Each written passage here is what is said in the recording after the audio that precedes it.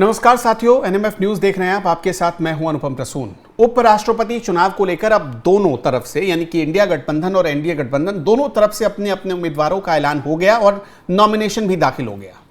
लोगों को एक तस्वीर में फर्क तब नजर आया जब खुद एनडीए गठबंधन के उम्मीदवार का नॉमिनेशन करने के लिए प्रधानमंत्री मोदी पहुंचे और उन्होंने उनकी फाइल आगे बढ़ाई। लेकिन जब इंडिया गठबंधन के उम्मीदवार के नॉमिनेशन की बारी आई थी तब मल्लिकार्जुन खड़गे उनके पास खड़े रहे। तो लोगों ने कहा कि कर्टसी मोदी ने ज़्यादा मेंटेन की है, उन्होंने अनुशासन ज़्यादा दिखाया है और एक तरीके से सम्मान ज़्यादा दिखाया है।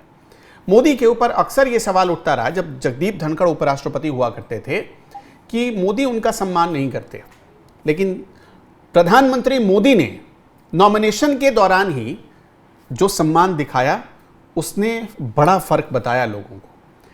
लेकिन एक चीज और आपके लिए जानना बहुत जरूरी है, इंडिया गठबंधन ने जिस उम्मीदवार को उपराष्ट्रपति पद के लिए कैंडिडेट बनाया है वो एक फॉर्मर जस्टिस रह चुके हैं।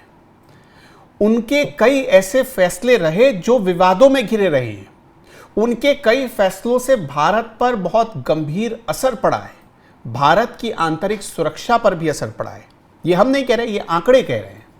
क्या क्या हुआ आपको एक बार डिटेल में बता देते हैं, पहले ग्राफिक्स के जरिए दिखा देते हैं, उसके बाद हम इस चर्चा को आगे बढ़ाएंगे। मेरे सहयोगी पंकज प्रसून मेरे साथ जुड़े हुए हैं, तो हम इस चर्चा को आगे बढ़ाएंगे। सबसे पहले आपको ग्राफिक्स के जरिए दिखाते हैं। बी सुदर्शन रेड्डी इंडिया गठबंधन की तरफ से उपराष्ट्रपति पद के उम्मीदवार हैं। इनके ये हमने आपको बताया कि वो फॉर्मर जस्टिस रह चुके हैं सुप्रीम कोर्ट के।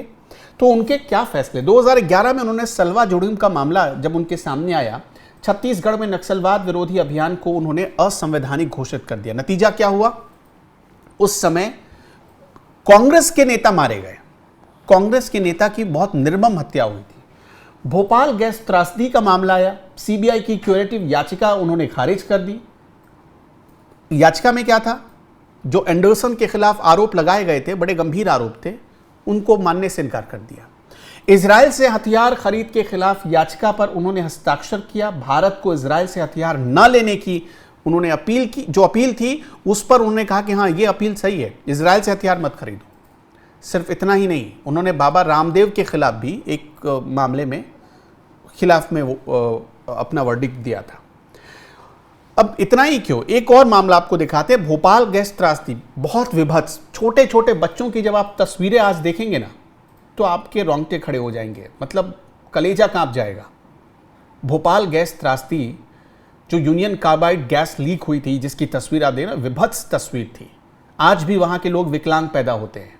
सोच कर देखिए 1984 में जो ये भीषण हादसा हुआ था, त्रासदी आई थी, उसमें 5,58,124 लोग घायल हुए थे। सोच कर देखिए 5,58,000, मतलब ये उनकी चौथी पांचवी पीढ़ी आज जो है वो भी विकलांग ही है, कुछ नहीं कर पाती। करीब 3700 से ज्यादा लोग मृत हो गए थे, उसमें अपनी जान गंवा बैठे थे। राजीव गांधी ने अपराधी वॉरेन एंडरसन को सुरक्षित निकाला था, यह आरोप था। और जो भोपाल गैस त्रासदी का मामला जब पहुंचा सुदर्शन रेड्डी साहब के पास, जस्टिस सुदर्शन रेड्डी साहब के पास, तो उन्होंने उसे कहा कि नहीं भाई इसमें दम नहीं है। पंकज जी हमारे साथ जुड़ रहे हैं। पंकज जी, कौन ज्यादा ताकतवर, कौन ज्यादा योग्य, कौन ज्यादा मतलब देश के बारे में सोचने वाला उम्मीदवार? अब देखिए एनडीए के जो उम्मीदवार हैं उनके बारे में कहा जा रहा है कि उनका बैकग्राउंड ही आरएसएस से है। जो आपने जो मुद्दे गिनाए हैं ये सब मिला के एक शब्द होता है जिसका नाम है अर्बन नक्सल।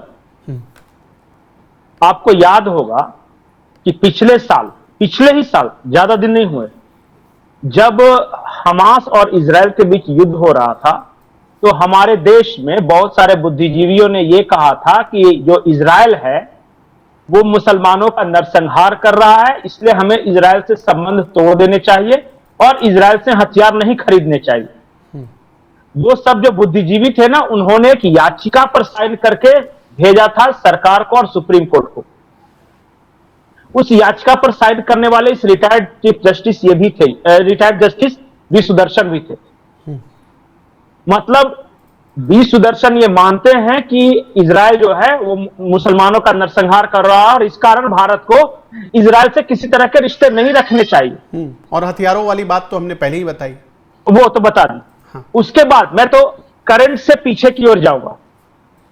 अब बहुत सारे लोगों को यह पता नहीं होगा कि जो वारेन एंडरसन वाला मामला था वो कोर्ट में चला।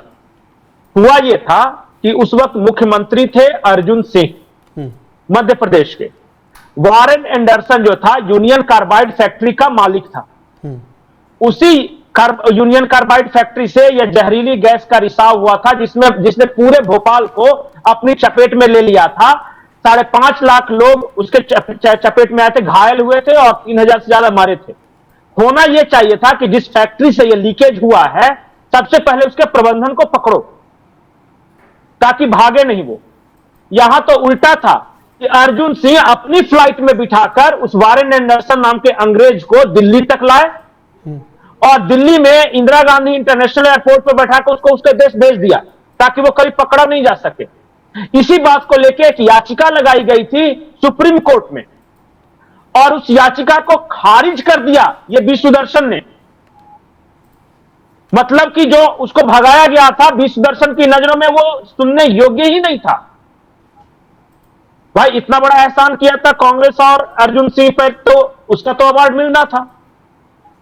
यह सलवा जुडूम वाला मामला सबसे खतरनाक है जो लोग नहीं जानते, क्योंकि मैं उस वक्त था पत्रकारिता में, मैंने बहुत अच्छा थे ना उसमें मरने बहुत वाले अच्छे से मैंने कवरेज किया था और बाद में तो उनको शहीद का दर्जा मतलब देने की मांग उठी। बिल्कुल नहीं हुआ क्या था। सबसे बड़ी बात क्या था कि देखिए आज कांग्रेस पार्टी सपोर्ट कर रही है। देखिए सवाल उठाओ तो बुरा लग जाता है, लेकिन मतलब एक नागरिक होने के नाते भी कांग्रेस पार्टी को कम से कम इतना तो सोचना चाहिए था कि उसके अपने नेताओं को उसने खो दिया था।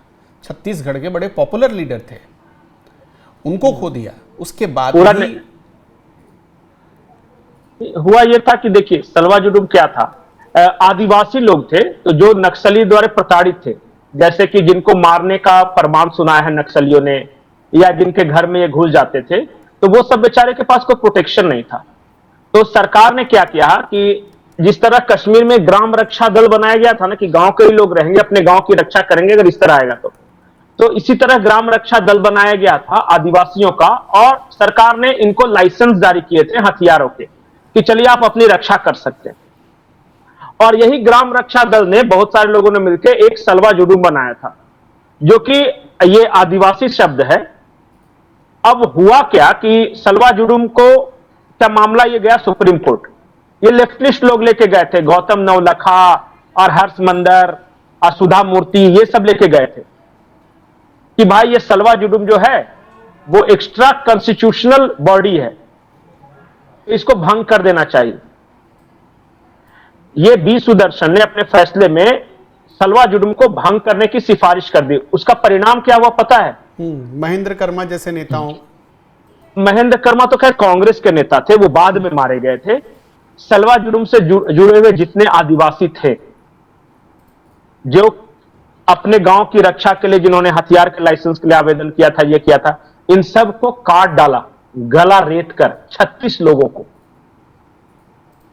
ये इसी तरह है कि आज सरकार मुझे कहे या आपको कहे कि पंकज प्रसून जी देश पे खतरा आया है और आप क्या करो, अग्निवीर बनो और क्या करो, देश की रक्षा करो। कल को कोई सरकार आती है कहती है कि अग्निवीर नहीं चलेगा और भंग कर देती है, सारे अग्निवीर बेरोजगार हो जाते हैं और कल को जो दुश्मन है वो पता चल जाए कि अच्छा ये पंकज प्रसून या अनुपम प्रसून जो है ये अग्निवीर बना था, इसको टारगेट किलिंग करो। उसी तरह हुआ था ये मामला, आदिवासी निर्दोष मारे गए थे।